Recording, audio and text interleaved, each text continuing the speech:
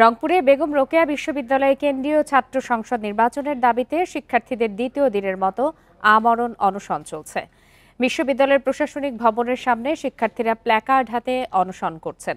এরই মধ্যে অসুস্থ হয়ে পড়েছেন অন্তত 5 শিক্ষার্থী। তাদের মধ্যে 2 জনকে হাসপাতালে ভর্তি করা হয়েছে। শিক্ষার্থীরা জানান, গত 17 বছরেও কোনো নির্বাচন হয়নি, যা প্রশাসনের ব্যর্থতা।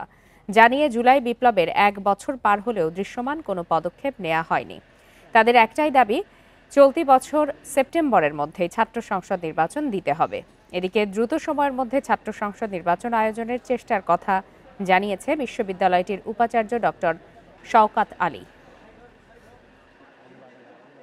যে কোনো দাবি পূরণে আমাদেরকে বসতে হয়, আমাদেরকে আন্দোলন করতে হয়। আসলে এরকম সরকার ব্যবস্থা আমরা কখনোই চাই না। শিক্ষার্থীদের একটা যৌক্তিক দাবি ছাত্র সংসদ, সেই ছাত্র সংসদের জন্য 24 পরবর্তী সময়ে অনশনগ্রস্ত হয়েছে।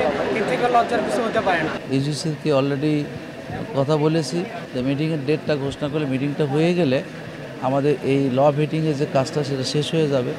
শেষ হলে তারা তাদের এই সংবিধিটা মহামান্য কাছে পাঠালে তারা এটা গেজেট হয়ে আসবে।